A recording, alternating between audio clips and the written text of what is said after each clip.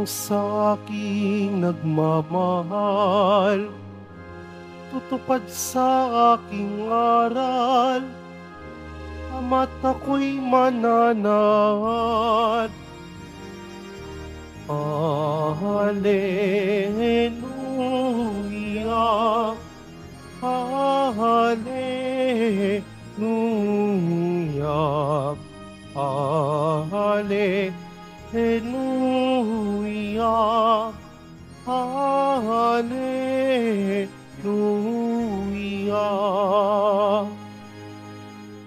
Sumainyo ang Panginoon. At sumaiyo rin. Ang mabuting balita ng Panginoon ayon kay San Mateo. Papuri sa iyo, Panginoon. Noong panahong iyon, samantalang nagsasalita pa si Jesus, dumating ang kaniyang ina at mga kapatid. Naghihintay sila sa labas at ibig siyang makausap. May nagsabi sa kanya, "Nasa labas po ang inyong ina at mga kapatid, at ibig kayong makausap." Ngunit sinabi ni Jesus, "Sino ang aking ina at sino-sino ang aking mga kapatid?" Itinuro niya ang kaniyang mga alagad at sinabi, "Ito ang aking ina at mga kapatid, sapagkat ang sinumang sumusunod sa kalooban ng aking amang nasa langit, ang siya kong ina at mga kapatid."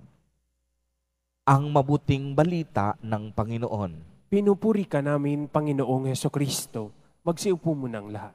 Magandang umaga po sa inyong lahat, mga kapatid kay Kristo.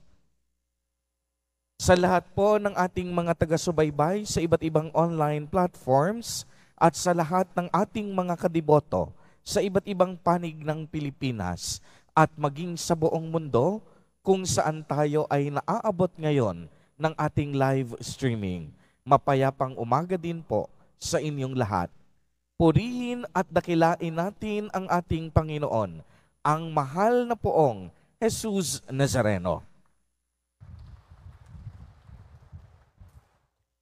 Mga kapatid kay Kristo, narinig po natin sa araw na ito ang makapangyarihang pahayag ni Jesus Nazareno. Sino ang aking ina at sino ang aking mga kapatid?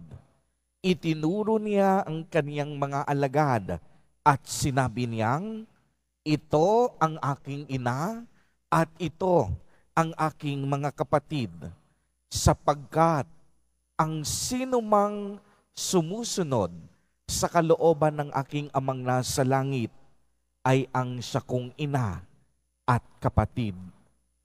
Paano po ba tayo makikilala bilang mga anak ng Diyos? Kung tayo po ba ay miyembro ng isang ministry or organization sa loob ng simbahan, kung tayo po ba ay isang leader sa ating komunidad, kung tayo ba ay may posisyon sa ating lipunan, kung tayo ba ay maimpluwensya at maraming tauhan, hindi.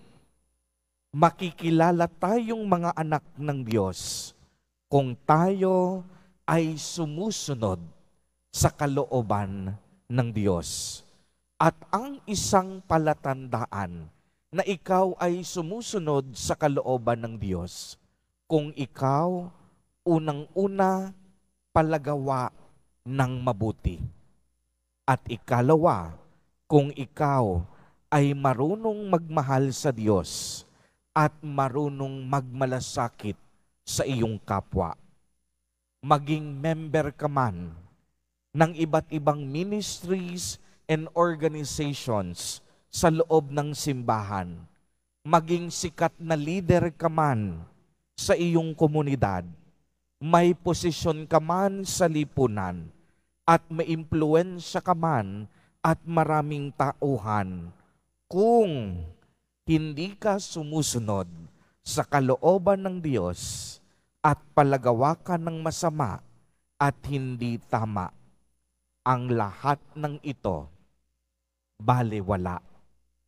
Tandaan, Hindi tinitingnan ng Diyos ang ating dunong at kagalingan.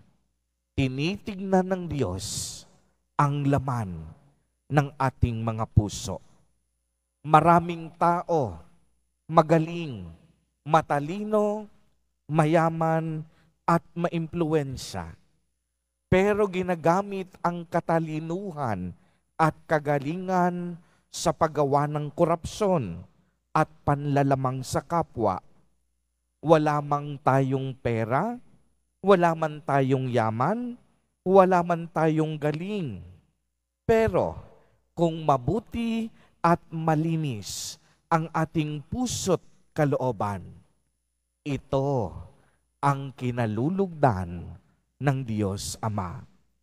Dahil ang pagsunod sa kalooban ng Diyos ay ang tunay na magbibigay kahulugan sa ating mga pagsasakripisyo at pagsusumikap sa buhay. Kaya nga, gumising ka man sa umaga, magsikap at magsakripisyo dahil pagpapayaman ang iyong inaatupag at hindi ka marunong magmalasakit at gumawa ng mabuti sa kapwa. Ang pagsusumikap mong ito, balewala.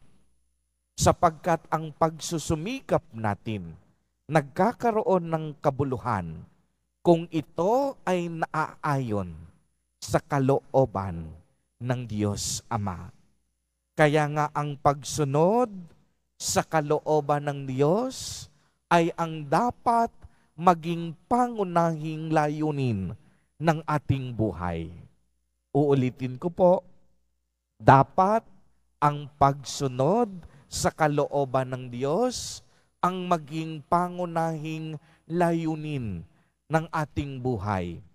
Hindi upang magpayaman, hindi upang maging sikat, o hindi upang maging maimpluwensya sa limpunan, kung hindi upang maging mabuti, upang gumawa ng tama, at upang magmahal sa Diyos at magmalasakit sa ating kapwa.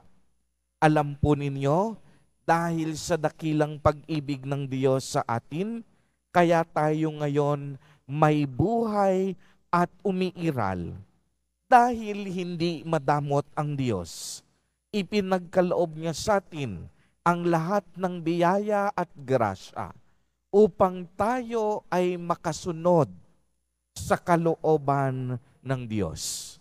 Kaya nga maraming pagkakataon na masasabi nating we do not deserve the blessings and graces from God. Maraming bagay, maraming pagkakataon, maraming pangyayari, hindi tayo karapat-dapat sa mga pagpapala ng Diyos. Subalit, sa kabila ng ating pagtalikod at pagsuway sa Kanyang kalooban, tayo mismo hinahanap pa ng Diyos upang magbalik loob at muling makasunod sa kalooban ng Diyos. Mga kapatid kay Kristo at mga kadiboto, kung tutuusin, pwede naman tayong pabayaan ng Diyos kung Kaniyang gugustuhin. Pero sadyang mabuti ang Diyos, sadyang ang Kaniyang puso ay punong-puno ng kabutihan. Kaya't sa bawat sandali, hinahanap-hanap niya ang mga taong naliligaw ng landas. Sa kabila ng ating karumihan at mga pagkakasala, kung tayo ay magbabalik loob, bibigyan niya tayo ng bagong dangal, lilinisin niya tayo sa ating mga kasalanan, at hindi siya magdadalawang isip na pagkalooban tayo ng buhay na walang hanggan, upang sa gayon, habang tayo'y nabubuhay, makasunod tayong mabuti sa kalooban ng Ama. Amen. Purihin at dakilain natin ang ating Panginoon, ang mahal na poong Jesus Nazareno.